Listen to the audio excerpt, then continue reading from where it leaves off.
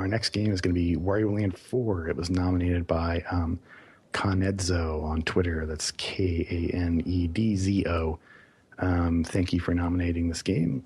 Let's talk about it. So, I mean, the main thing I know about Wario Land 4 is that, like its predecessors, Wario Land 2 and 3 for the Game Boy Color, this was kind of a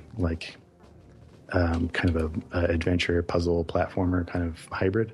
It had like the same thing where different stuff that happened to Wario would change his attributes or properties or something like, it would allow him to do different things. But as I recall, the game also added back a life bar, which meant that each stage you were trying to find different items so you could finish the stage. But if you lost all your life, you'd have to start over. But I think you guys probably know more about this game than I do.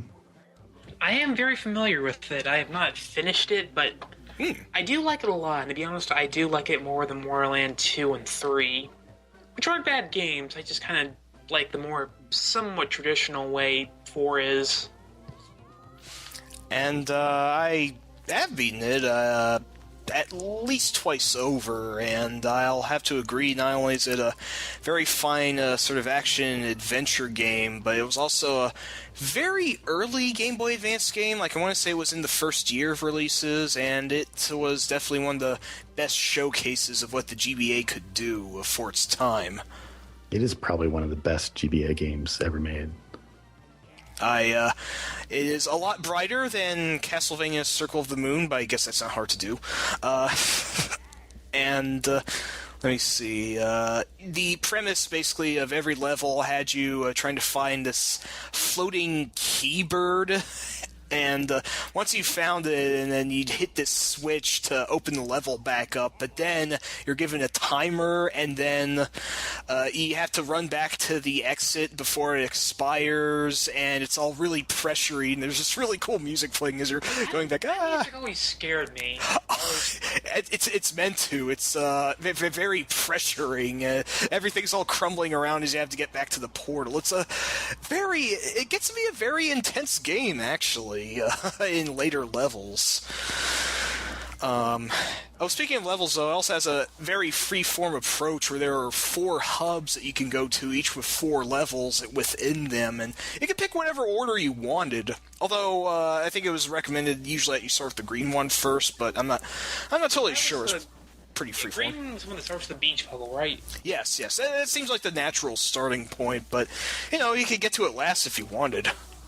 I want to say there were, I thought I heard the world's supposed to be organized by how they work, once more about puzzles, once more about platforming.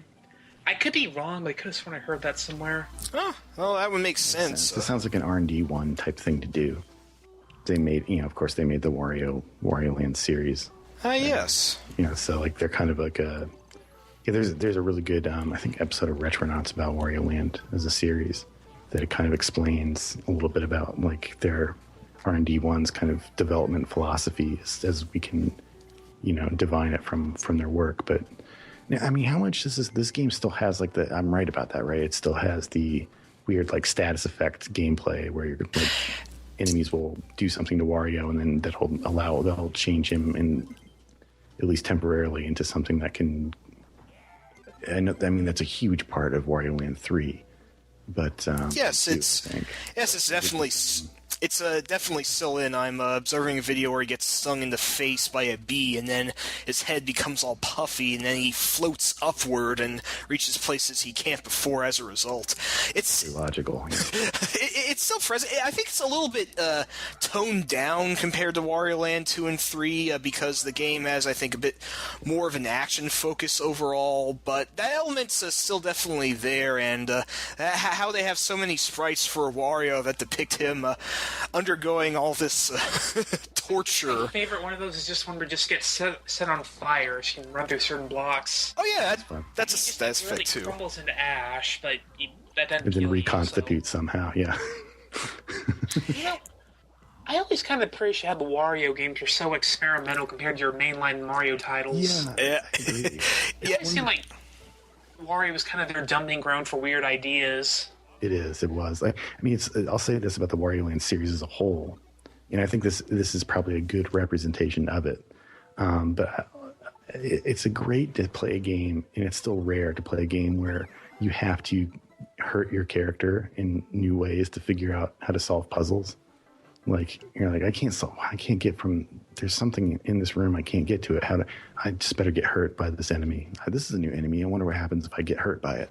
And it it's totally different. It's totally backwards. It's the exact opposite of the standard platformer logic. And one more thing before we try to rank this. Does adding back the life bar and like a little bit of a challenge, does that improve the game, or does it make it different, or does it, in the context of the Wario Land series?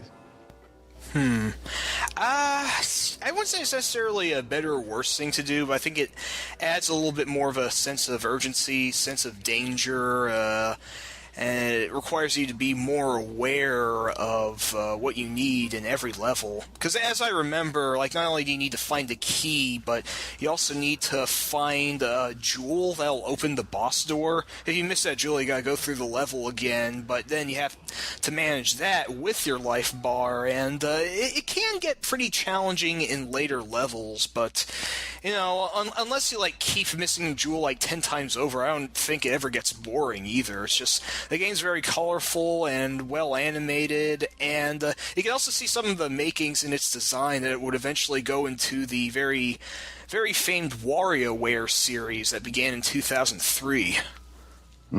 Okay, so let's rank it. Better or worse than Technocop? We always have to start on Technocop.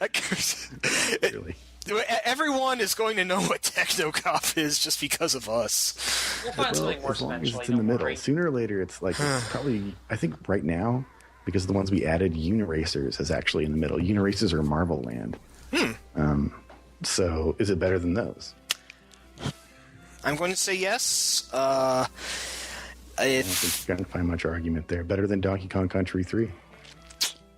I'm once again going to say yes because DKC3 was not as good as 1-2, in my opinion. I still think it's an alright game, though, don't get me wrong. Yeah.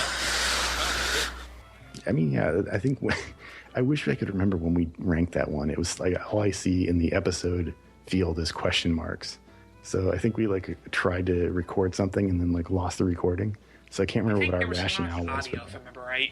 Yeah, that's too bad. Okay, right. yeah. I'm the going games to is better than Galaga. Yeah. So that would put it pretty high. You know what? I'm even going to place it just beneath Toe Jam and Earl. Is it better than Toe Jam and Earl, though? That's the question. That is a good question. That's actually tricky. Ooh. Right now, keep in mind, right now, Toe Jam and Earl is above Kix, Galaga, Super Mario Land, and UN Squadron. Seems like there's a big gulf between Super Mario Land and UN Squadron. But well, I know Kyle hasn't had much to say about this game, but you want to weigh in? Well, Toe Jam and Earl is fantastically clever and interesting compared to Wario, which is a further refined game of just the Wario's line of platform games. So it really is a question of whether you think that a very, that's a very good point. That's a good point. Yeah, it's a weird place to put us in because Wario Land 3, for instance, is not on the list yet. So, Wario Land 3 and Toe Jam and Earl, I think, would be a closer call. Wario Land 4, I feel like, although it may be better than Wario Land 3, it's not quite. It's hard to say. In my opinion, if I was to if you were to be hey, you want to play Toe Jam and Earl, or would you recommend someone play Wario? I'd be well, probably Toe Jam and Earl because it's really weird and fun. I am actually going to agree with this. I think Wario Land 4 is a bit more of a solid and accessible game, but Toe Jam and Earl is definitely a more creative one, and it's made me very fearful of giant ice cream trucks. So, it's got that going for it. Okay, so Wario Land 4 and Galaga, who wins there? Well, now this is... Let's think of it this way. In your entire life, okay, are you going to play Wario Land 4 again? Yeah. before you play Galaga again. Okay, maybe not. Like, let's try this one. This is a totally scientific, accurate, 100% legit and objective ranking mechanism, just like the coin flip. Perhaps even more so than the coin flip, if that's possible. Oh my, hot take. How about Rock, this? paper, scissors. Like, for Galaga and Wario Land 4, let's think about it this way. Like, what if you could only pick one of these games to ever play again, and the other one you could never play again? In that Which one case, would you I would still go with Wario Land 4 because there's so many games similar to Galaga. And there's not games that are similar to Wario Land. That's a good. 4, I mean. Well, there are other yeah, Wario not Land as games, many. but there aren't. That's a total of 4. Yeah. Really 3, because Wario Land 1 is not. Wario Land just like Shake is a- very similar. Yeah, but it's not really. I mean, it's a rarefied universe that Wario Land 4 or Wario Land series occupies, because there just really is nothing but Wario Land games in it. It's kind of a genre to As itself. platformers, it is kind of a smaller subcategory. Right. Hang So on. with Galaga, Galaga What? was kind of, as we said, it has been superseded by exact clones of Galaga. that's true. that are You Galaga could plus play. You could one. say, "Well, I'll never play Galaga again. I'll play Wario Land 4 again." But then you've also got like Galaga 88, Gapless, other things that you could play in its place. Whereas, I mean, if it's a although there are tiebreaker other, scenario, I yeah, guess you I think you guys have convinced me. I was going to put Galaga above it, but I think you made a strong case for Wario Land 4. Does anybody disagree? No, I'm going to concede to Wario Land 4, I think. Not to...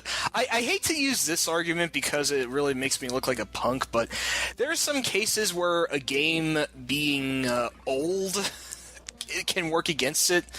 Yeah, it's against it, right, yeah.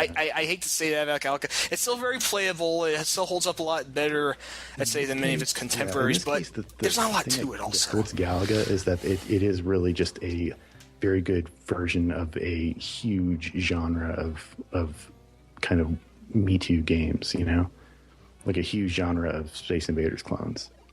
Like, we don't even have like Xevious on the list or anything like that to really look at the evolution of this genre. And so that's why, and I think I like this test of like, which one would you play if you could only play that one again?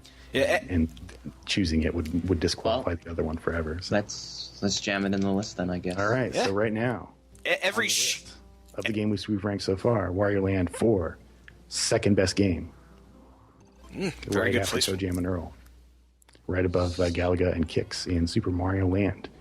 All right. Just one more point before we end. Every shmup is basically Space Invaders, Xevious, or Gradius. So, Yeah, but and that is a good point. That one of the issues with this list is like whatever gets nominated first, there's going to be a bias in its favor. Like right now, like if somebody were next week to nominate Wario Land 2, how do we deal with that? well, I guess Luckily, we'll... we're infallible, so it's no question. Like we just deal with it as if there was no issue whatsoever. But we'll pole vault over that bridge when we come to it. well, yeah, I mean that's the benefit of being unquestionable and unimpeachable authority on the matter, as we are. We don't have to answer for our actions or decisions. Yeah, we are the very model... It is for you, the listener, to deal with it. Okay. Take that, fans. Great. We're doing the 90s play it loud advertising against everyone already. All right.